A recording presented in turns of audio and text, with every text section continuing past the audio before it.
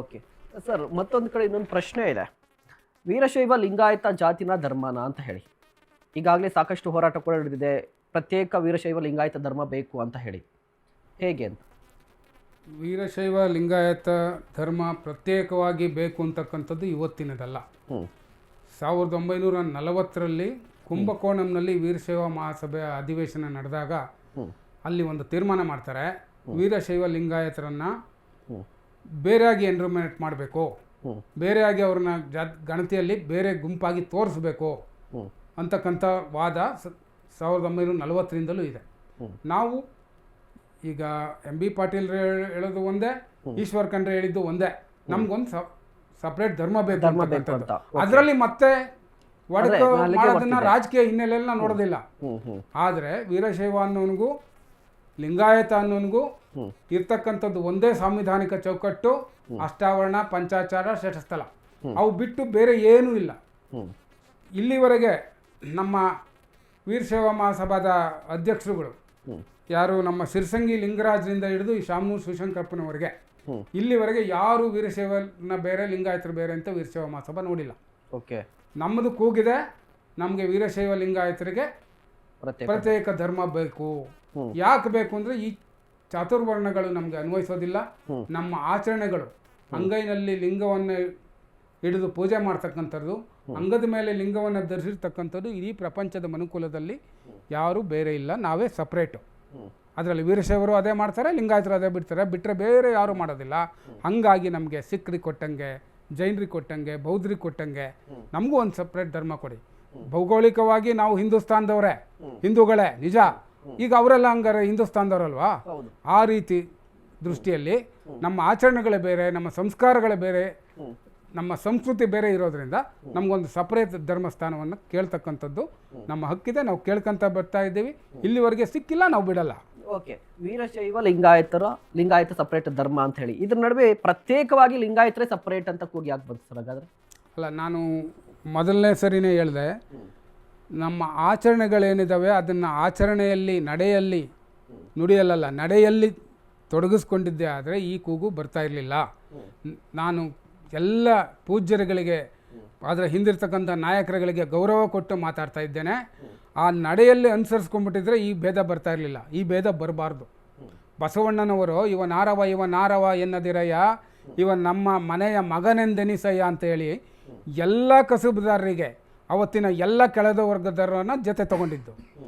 ಇವತ್ತು ಅದೇ ಪಂಚಾಚಾರ, ಅದೇ ಷಟಸ್ಥಲ, ಅದೇ ಅಷ್ಟಾವರಣವನ್ನು ಬಳಸ್ತಾ ಇರ್ತಕ್ಕಂಥವ್ರು, ನಡೆಸ್ತಾ ಇರ್ತಕ್ಕಂಥವ್ರು ನಾವು ಬೇರೆ ನೀವು ಬೇರೆ ಅಂತಂತಾದರೆ ನಾವು ಬಸವಣ್ಣನವರಿಗೆ ಮಾಡಿದಂಥ, ಅವರ ತತ್ವಕ್ಕೆ ಮಾಡಿದಂಥ ಘೋರ ಅಪಚಾರ ಅಂತ ನಾನು ಭಾವಿಸ್ತೇನೆ. ಮತ್ತು ಇನ್ನೊಂದು ವಾದ ಇದೆ, ಪಂಚಪೀಠಗಳು ವೈದಿಕ ಧರ್ಮವನ್ನು ಫಾಲೋ ಮಾಡುತ್ತೆ ಅಂತ. ವೈದಿಕ ಧರ್ಮವನ್ನು ಫಾಲೋ ಮಾಡುತ್ತೆ, ನಾವು ವೈದಿಕ ಧರ್ಮವನ್ನು ವಿರೋಧಿಸಿ ಲಿಂಗಾಯತ ಧರ್ಮ ಸ್ಥಾಪನೆ ಆಗಿರೋದು. ಹಾಗಾದ್ರೆ ಪಂಚಪೀಠಗಳು ಈಗಲೂ ಕೂಡ ವೈದಿಕ ಧರ್ಮವನ್ನು ಫಾಲೋ ಮಾಡ್ತಾ ಇದೆ ಅಂತ ಹೇಳ್ತಾರಲ್ವಾ? ಅಲ್ಲ, ಇರ್ಬೋದು. ಅದು ಅವರ ಪೂರ್ವಾಶ್ರಮದಿಂದ ಬಂದಂತೂ ಬದಲಾವಣೆಗೆ ನಮ್ಮ ಇವೆಲ್ಲ ಚರ್ಚೆಗಳಿಂದ, ನಿನ್ನೆ ನಡೆದಂಥ ಘಟನೆಯಿಂದ ಈ ನಮ್ಮ ಸಮಾಜದ್ದು ವೀರಶೈವ ಲಿಂಗಾಯತರದ ಸಮಾಜ ಉತ್ಕೃಷ್ಟ ಸ್ಥಿತಿಗೆ ಹೋಗ್ತಾ ಇದೆ.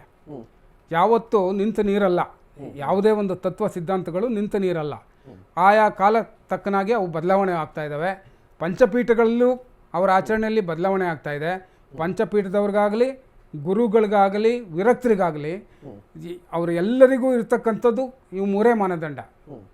ಮತ್ತೆ ಅದೇ ಹೇಳ್ತಾ ಇದ್ದೀನಿ ನಾನು, ಪಂಚಾಚಾರ, ಅಷ್ಟಾವರಣ, ಷಟಸ್ಥಲ, ಆ ಮೂರು ಸಂವಿಧಾನಿಕ ಚೌಕಟ್ಟಿನೊಳಗಡೆಗೆ ಎಲ್ಲವೂ ಹೋಗ್ತಾ ಇದ್ದಾವೆ. ಮತ್ತು ಇನ್ನೊಂದು ನಾನು ಕೇಳ್ಪಟ್ಟಿರುವಂಥದ್ದು, ಜಾಮದಾರ್ ಅವರು ಹೇಳ್ತಾ ಇದ್ರು, ಲಿಂಗಾಯತರಿಗೆ ಪ್ರತ್ಯೇಕವಾದ ಧರ್ಮ ಇದೆ, ವೀರಶೈವ ಲಿಂಗಾಯತರಿಗೆ ಪ್ರತ್ಯೇಕವಾದ ಧರ್ಮ ಇದೆ, ಅಂದರೆ ಧರ್ಮ ಗ್ರಂಥ ಇದೆ ಅಂತ ಹೇಳಿ. ಅಂದರೆ ಧರ್ಮ ಗ್ರಂಥ ಅಂತ ಹೇಳಿದ್ರೆ ಸಿದ್ಧಾಂತ ಶಿಖಾಮಣಿ ವೀರಶೈವರು ನಂಬ್ತಾರೆ, ನಾವು ವಚನ ಸಾಹಿತ್ಯವನ್ನು ನಂಬ್ತೀವಿ ಲಿಂಗಾಯತರು ಅಂತ ಹೇಳ್ತಾರೆ. ಎಲ್ಲೂ ಡಿಕ್ಲೇರ್ ಆಗಿಲ್ಲ ಕಾನೂನಲ್ಲಿ, ಎಲ್ಲೂ ಆಗಿಲ್ಲ. ಸಿದ್ಧಾಂತ ಶಿಖಾಮಣಿಯಲ್ಲಿ ಹೇಳಿರೋದು ಅದೇ, ಅದು ಸಂಸ್ಕೃತದಲ್ಲಿದೆ, ಯಾರಿಗೂ ಅರ್ಥ ಆಗ್ತಾ ಇಲ್ಲ. ವಚನ ಶಾಸ್ತ್ರ ತಿಳಿಗನ್ನಡದಲ್ಲಿದೆ, ಎಲ್ಲರಿಗೂ ಅರ್ಥ ಆಗ್ತಾ ಇದೆ.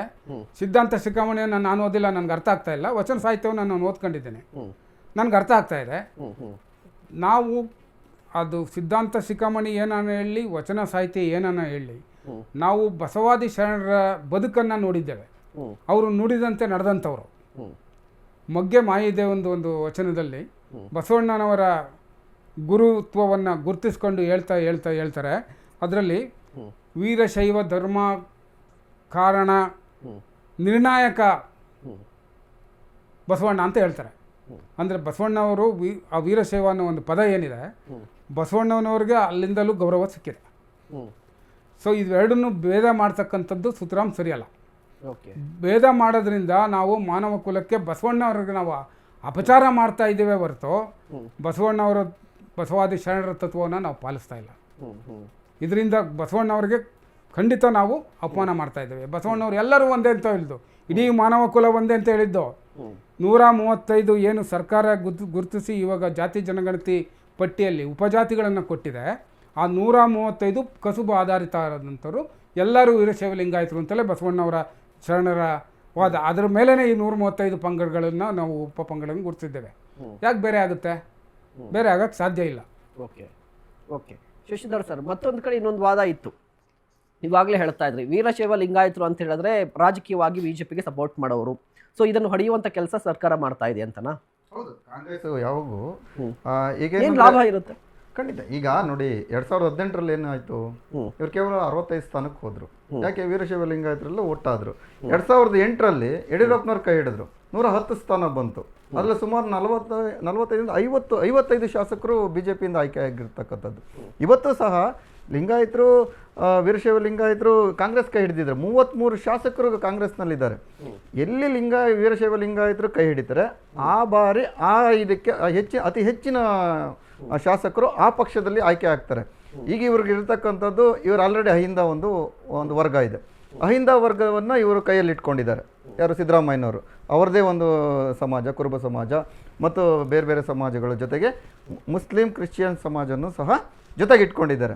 ಅದರ ಜೊತೆಗೆ ಲಿಂಗಾಯತ ಧರ್ಮ ಮತ್ತು ಅವರಿಗೆ ದೊಡ್ಡ ಪೆಟ್ಟು ಕೊಡೋದೇ ಲಿಂಗಾಯತ ಮತ್ತು ಒಕ್ಕಲಿಗ ಸಮಾಜ. ಒಕ್ಕಲಿಗ ಸಮಾಜ ನೀವು ಆಲ್ರೆಡಿ ನೋಡಿದರೆ ಕಾಂಗ್ರೆಸ್ ಅಥವಾ JDS ಜೊತೆಗಿದೆ.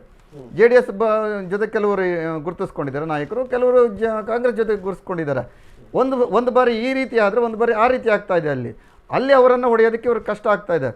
ಇಲ್ಲಿ ಉಳಿದಿರೋದು ಇದೊಂದೇ. ಈಗ ನೋಡಿ, ಹಳೆಯದು ಒಂದು ವೀರಶೈವ ಇದೆ, 12ನೇ ಶತಮಾನದಿಂದ ಒಂದು ಲಿಂಗಾಯತ ಪಂಥ ಇದೆ. ಈ ಪಂಥವನ್ನು ಹೊಡಿಬೇಕು, ಈ ಒಗ್ಗಟ್ಟನ್ನು ಹೊಡಿಬೇಕು. ಈ ಒಗ್ಗಟ್ಟನ್ನು ಹೊಡೆದ್ರೆ ಕಾಂಗ್ರೆಸ್ಗೆ ಲಾಭ. MB ಪಾಟೀಲರನ್ನು ಮುಂದೆ ಇಟ್ಕೊಂಡು ಮುಂದುವರಿಸ್ತಾ ಇದ್ದಾರೆ. ಇಂಥವರು ಹಲವಾರು ಸಮಾಜದ ಸ್ವಾಮೀಜಿಗಳನ್ನು ಮುಂದೆ ಇಟ್ಕೊಂಡು ಮುಂದುವರಿಸ್ತಾ ಇದ್ದಾರೆ. ವೀರಶೈವ ಮಹಾಸಭಾದವರು ಹೇಳಿದ್ರು, ಎರಡು ಒಂದೇ ಅಂತ ಪ್ರತಿಪಾದಿಸ್ತಾನೆ ಇದ್ದಾರೆ. ಮೊನ್ನೆ ಈಶ್ವರ ಖಂಡ್ರವರು ಅದೇ ಸಚಿವ ಸಂಪುಟದಲ್ಲಿ ಸಚಿವರು, ಪ್ರಭಾವಿ ಸಚಿವರು, ಅವರೂ ಸಹ ಕಾರ್ಯಾಧ್ಯಕ್ಷರಿದ್ದಾರೆ, ಅವರೂ ಸಹ ಪ್ರತಿಪಾದಿಸ್ತಾ ಇದ್ದಾರೆ. ದಾವಣಗೆರೆಯಲ್ಲಿ ನಿರ್ಣಯ ಆಗಿದೆ, ವೀರಶೈವ ಮಹಾಸಭಾ ದಾವಣಗೆರೆಯಲ್ಲಿ ಆಗಿದೆ. ಮತ್ತು ಇವರು ಶಿವಕುಮಾರ ಸ್ವಾಮಿಗಳು, ಈಗಿರ್ತಕ್ಕಂಥ ಸ್ವಾಮಿಗಳು ಸಹ ವೀರಶೈವ ಲಿಂಗಾಯತ ಒಂದೇ ಅಂತ ಹೇಳಿದ್ದಾರೆ. ಆಗಿನ ಶಿವಕುಮಾರ ಸ್ವಾಮಿಗಳು ವೀರಶೈವ ಮಹಾಸಭಾದ ಅಧ್ಯಕ್ಷರು ಸಹ ಆಗಿದೆ ಸುಮಾರು 50 ವರ್ಷಗಳ ಹಿಂದೆ. ಸುಮಾರು 10 ರಿಂದ 15 ವರ್ಷ ವೀರಶೈವ ಮಹಾಸಭಾದ ಅಧ್ಯಕ್ಷರು. ನಮ್ಮ ಸುತ್ತೂರು ಮಠದ ಸಂಸ್ಥಾನವೂ ಸಹ ಹೇಳಿದೆ, ಮಠಗಳು ಸಹ ಎಲ್ಲರೂ ಸಹ ವೀರಶೈವ ಲಿಂಗಾಯತ ಒಂದೇ ಅಂತ ಹೇಳ್ತಾ ಇದ್ರು. ಕೆಲವರನ್ನು ಇವರು ವಿಂಗಡಿಸಿ ಈ ರೀತಿಯಾದಂತಹ ರಾಜಕೀಯ ಉತ್ಕೃಷ್ಟಕ್ಕೆ ಹೋಗ್ತಾ ಇದ್ದಾರೆ.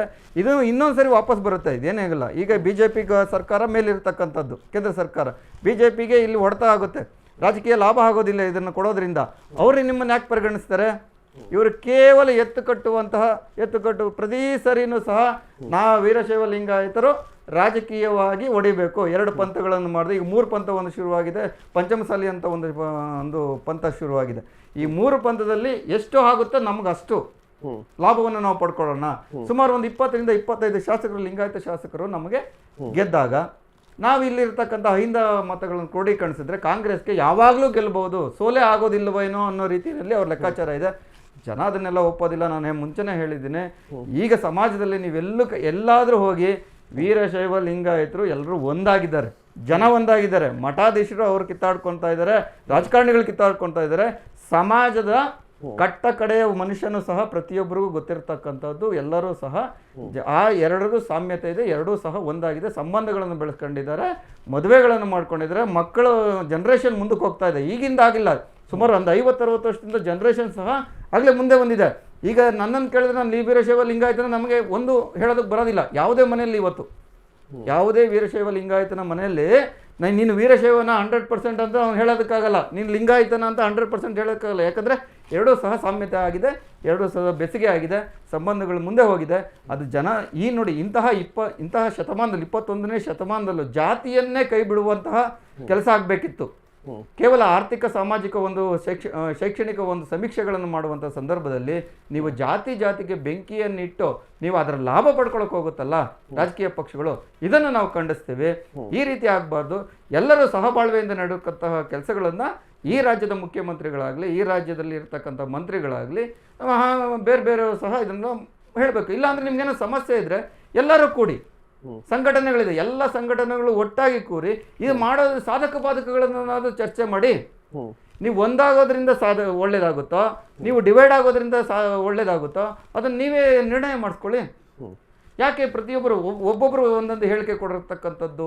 ಇಲ್ಲಿ ಎರಡೇ, ಒಂದು ಲಿಂಗಾಯತ, ಒಂದು ವೀರ ಪಂಚಪೀಠದ ಮಹಾಸಭಾ ಏನಿದೆ, ಪಂಚಪೀಠದ ಏನು ರಂಭಾಪುರ ಸ್ವಾಮಿಗಳು, 5 ಪಂಚಪೀಠಗಳಿದ್ದಾವೆ, ಅವರ ನಿರ್ಣಯ ಅಂತಿಮ ಆಗುತ್ತೆ.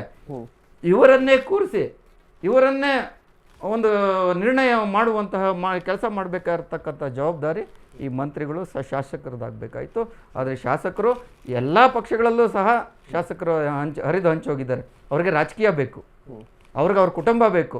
ಯಾರು ಸಮಾಜವನ್ನು ಬೆಳೆಸ್ತಾ ಇಲ್ಲ ಅನ್ನೋ ಶಾಸಕರು ಆಗಲಿ ಮತ್ತು ಮಂತ್ರಿಗಳಾಗಲಿ ಯಾರೂ ಸಹ ಸಮಾಜದ ಕಟ್ಟಕಡೆಯ ವ್ಯಕ್ತಿಯನ್ನು ಏನು ನೋಡೋಕೆ ಹೋಗ್ತಾ ಇಲ್ಲ. ಕಟ್ಟಕಡೆಯ ವ್ಯಕ್ತಿಗೆ ನಾವೇನಾದರೂ ಒಳ್ಳೇದು ಮಾಡಬೇಕು ಅಂದಿದ್ರೆ ಈ ರೀತಿ ಆಗ್ತಾ ಇರಲಿಲ್ಲ. ಎರಡೂ ಒಂದೇ ನಿರ್ಣಯ ತಗೊಂಡು ಒಂದೇ ಧರ್ಮವನ್ನು ನೀವು ಪ್ರತಿಪಾದಿಸ್ಬೋದಾಗಿತ್ತು. ಆದರೆ ನೀವು ಅವರನ್ನೂ ಹೊಡಿಬೇಕು, ಅದರ ಲಾಭವನ್ನು ನೀವು ತಗೋಬೇಕು.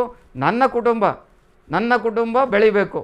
ಒಂದೊಂದೇ ಕುಟುಂಬಗಳು, ಒಂದೊಂದೇ MB ಪಾಟೀಲ್ ಕುಟುಂಬ ಬೆಳಿಬೇಕು, ಈಶ್ವರ್ ಖಂಡ್ರೆ ಕುಟುಂಬ ಬೆಳಿಬೇಕು, ಶಾಮನೂರು ಶಿವಶಂಕರಪ್ಪ ಕುಟುಂಬ ಬೆಳಿಬೇಕು, ಯಡಿಯೂರಪ್ಪ ಕುಟುಂಬ ಬೆಳಿಬೇಕು, ಮತ್ತೊಂದು ಈ ಕುಟುಂಬಗಳು ಬೆಳೆಸ್ಕೋದಕ್ಕೋಸ್ಕರ ಜನರನ್ನು ಹೊಡಿತಾ ಇದ್ದಾರೆ, ಜನರ ಸಂಪ್ರದಾಯವನ್ನು ಹೊಡಿತಾ ಇದ್ದಾರೆ, ಜನರ ಒಗ್ಗಟ್ಟನ್ನು ಹೊಡಿತಾ ಇದ್ದಾರೆ. ಇದು ಆಗಬಾರ್ದು. ಇದು ಅವರಿಗೆ ಒಂದು ಮಾರ್ಕ್ ಆಗುತ್ತೆ. ಮುಂದಿನ ದಿನಗಳಲ್ಲಿ ಜನರೇ ಅದಕ್ಕೆ ಉತ್ತರ ಕೊಡ್ತಾರೆ. ಓಕೆ.